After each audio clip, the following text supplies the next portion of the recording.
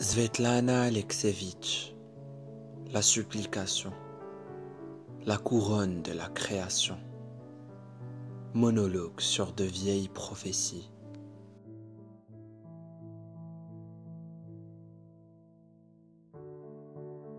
Ma fillette, elle n'est pas comme tout le monde. Quand elle aura grandi, elle me demandera « Pourquoi ne suis-je pas comme les autres ?» À la naissance, ce n'était pas un bébé, mais un sac fermé de tous les côtés, sans aucune fente. Les yeux seuls étaient ouverts. Sur sa carte médicale, on a noté « né avec une pathologie multiple complexe, aplasie de l'anus, aplasie du vagin, aplasie du rein gauche ». C'est ainsi que l'on dit dans le langage scientifique, mais dans la langue de tous les jours, cela signifie pas de foufoune, pas de derrière et un seul rein. Au deuxième jour de sa vie, je l'ai portée jusqu'au bloc opératoire. Elle a ouvert les yeux et elle a souri. J'ai d'abord pensé qu'elle allait pleurer, mais elle m'a souri. Les bébés comme elle ne survivent pas. Ils meurent tout de suite. Mais elle n'est pas morte, parce que je l'aime. En 4 ans, 4 opérations. En Biélorussie, c'est le seul enfant qui ait survécu avec une pathologie aussi complexe. Je l'aime énormément. Je ne pourrai plus avoir d'enfant. Je n'oserai pas. Depuis que je suis rentré de la maternité, je tremble chaque fois que mon mari m'embrasse la nuit. Nous n'avons pas le droit, le péché, la peur. J'ai entendu des médecins parler entre eux.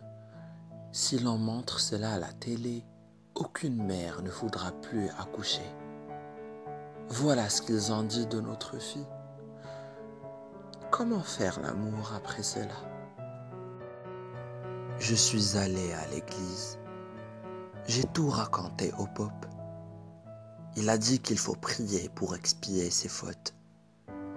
Mais dans notre famille, personne n'a commis de crime. De quoi donc serais-je coupable? Au début, on voulait évacuer le village, mais il a été rayé de la liste par la suite. L'État n'avait pas assez d'argent. C'est à ce moment-là que je suis tombée amoureuse et me suis mariée. J'ignorais qu'il ne fallait pas s'aimer, ici. Il y a des années, ma grand-mère a lu dans la Bible que viendrait une époque d'abondance où tout fleurirait et porterait des fruits. Les rivières seraient pleines de poissons et les forêts de bêtes. Mais l'homme ne pourrait pas en profiter, car il ne pourrait plus donner naissance à ses semblables, perpétuer la race. J'écoutais ces vieilles prophéties comme un conte terrible. Je n'y croyais pas. Mais parler de ma fille à tout le monde. À 4 ans, elle chante, danse et récite des poèmes par cœur. Son développement intellectuel est normal. Elle ne diffère en rien des autres enfants. Elle a seulement des jeux bien à elle.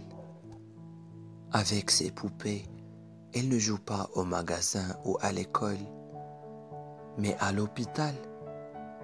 Elle leur fait des piqûres, leur met le thermomètre, les place sous perfusion. Et lorsque la poupée meurt, elle la couvre d'un drap blanc. Depuis 4 ans, nous vivons à l'hôpital, elle et moi. On ne peut pas la laisser seule là-bas. Et elle ne sait pas qu'il faut vivre à la maison. Lorsque je la prends chez nous pour 1 mois ou 2, Elle me demande quand nous allons retourner à l'hôpital. Elle a des amis qui y vivent et y grandissent. On lui a fait des fesses. On est en train de lui former un vagin. Après la dernière opération, l'évacuation d'urine a totalement cessé et les chirurgiens ne sont pas parvenus à lui insérer un cathéter. Il faut encore d'autres interventions. Mais on nous conseille de la faire opérer à l'étranger. Mais où trouver les dizaines de milliers de dollars nécessaires alors que mon mari n'en gagne que 120 par mois?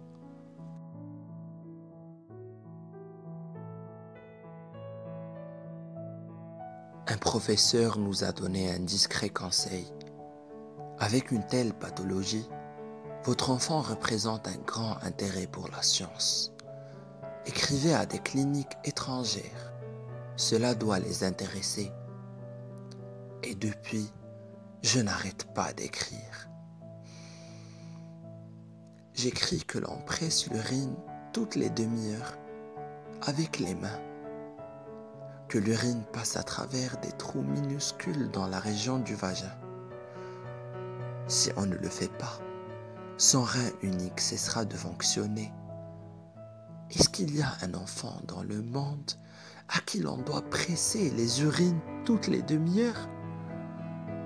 Et combien de temps peut-on supporter cela? Personne ne connaît l'importance des petites choses de radiation sur l'organisme d'un enfant. Je leur demande de prendre ma fillette, même pour des expériences. Je ne veux pas qu'elle meure. Je suis d'accord pour qu'elle devienne un cobaye, comme une grenouille ou un lapin, pourvu qu'elle survive. J'ai écrit des dizaines de lettres. Oh mon Dieu. Pour l'instant, elle ne comprend pas. Mais un jour, elle nous demandera pourquoi elle n'est pas comme tout le monde. Pourquoi aucun homme ne pourra l'aimer? Pourquoi elle ne pourra pas avoir d'enfant? Pourquoi elle ne connaîtra jamais ce que connaissent les papillons, les oiseaux, tout le monde, sauf elle? Je voulais...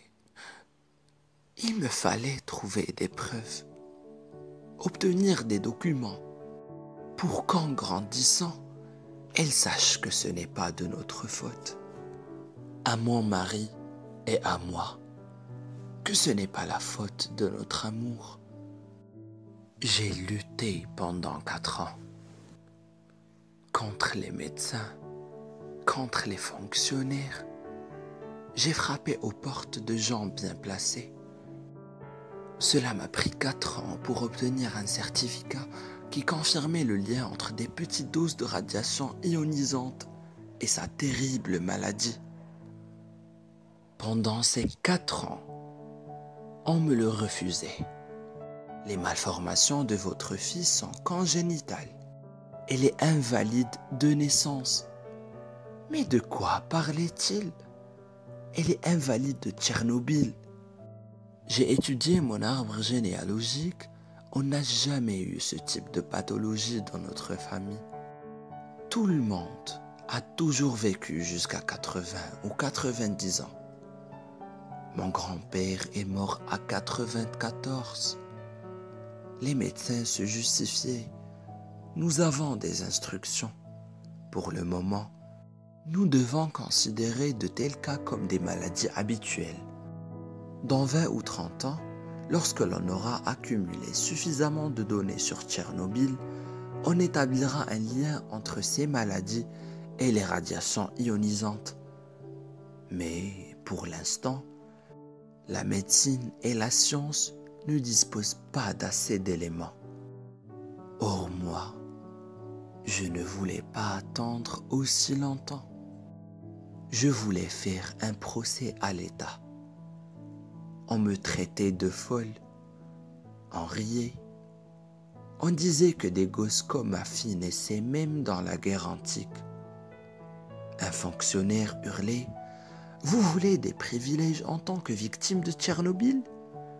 Vous voulez de l'argent? J'ai failli m'évanouir dans son bureau.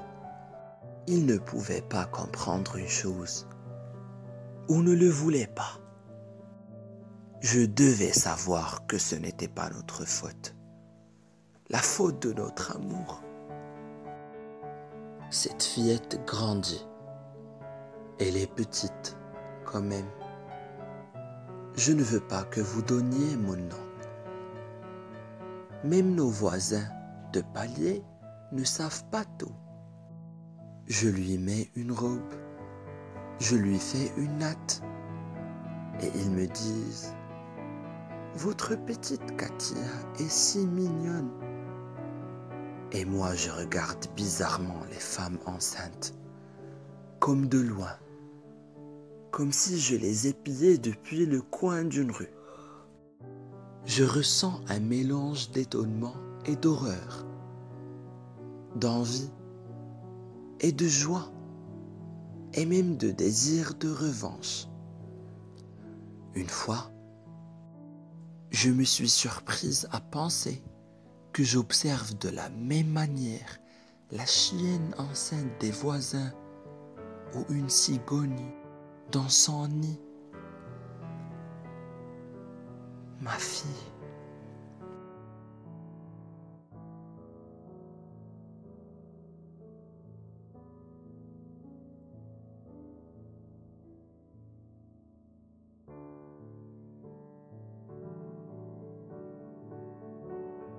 Monologue à propos d'un paysage lunaire.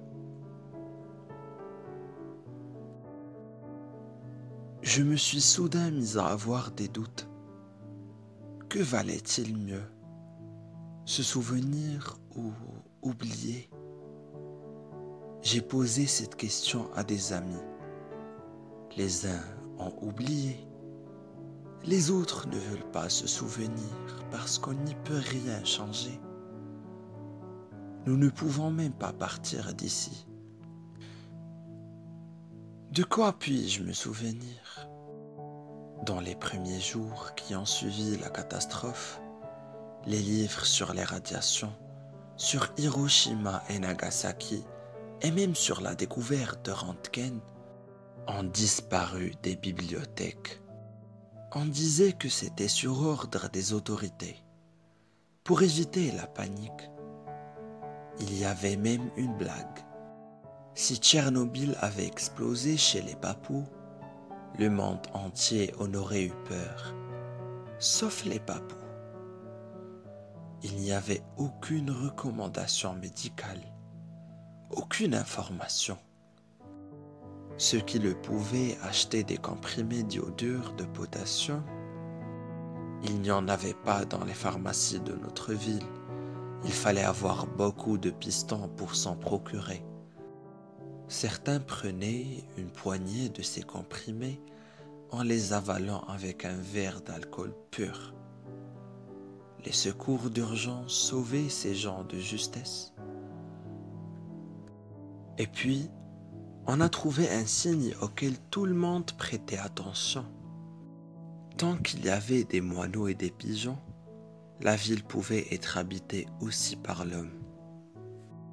Un jour, j'ai pris un taxi et le conducteur s'étonnait de la manière dont les oiseaux se cognaient contre le pare-brise, comme des aveugles, comme des fous, comme s'ils se suicidaient. Je me souviens que je rentrais de mission. De part et d'autre de la route, c'était un véritable paysage lunaire. Jusqu'à l'horizon, les champs étaient couverts de dolomie blanche. La couche supérieure du sol, contaminée, avait été enlevée et enterrée. À la place, on avait versé du sable de dolomie, comme si ce n'était pas de la terre. J'ai longtemps souffert de cette vision et j'ai même essayé d'en tirer une nouvelle. J'imaginais ce qui se passerait dans 100 ans. un homme mutant saute en se propulsant sur ses longues pattes arrière, aux genoux retournés. Dans la nuit, il voit clairement avec son troisième œil et sa seule oreille sur la nuque, entend même la course d'une fourmi. Et à part ces êtres et les fourmis, tout ce qui était vivant sur la terre et dans le ciel était mort. J'ai envoyé mon texte à une revue et l'on m'a répondu que ce n'était pas une œuvre littéraire, mais le récit d'un cauchemar nocturne. Bien sûr, je n'ai pas assez de talent, mais je crois qu'il y avait une autre raison. Je me demande pourquoi on écrit si peu sur Tchernobyl. Pourquoi nos écrivains continuent-ils à parler de la guerre, des camps, et se taisent sur cela? Est-ce un hasard? Je crois que si nous avions vaincu Tchernobyl, il n'y aurait plus de texte. Ou si nous l'avions compris. Mais nous ne savons pas comment tirer le sens de cette horreur.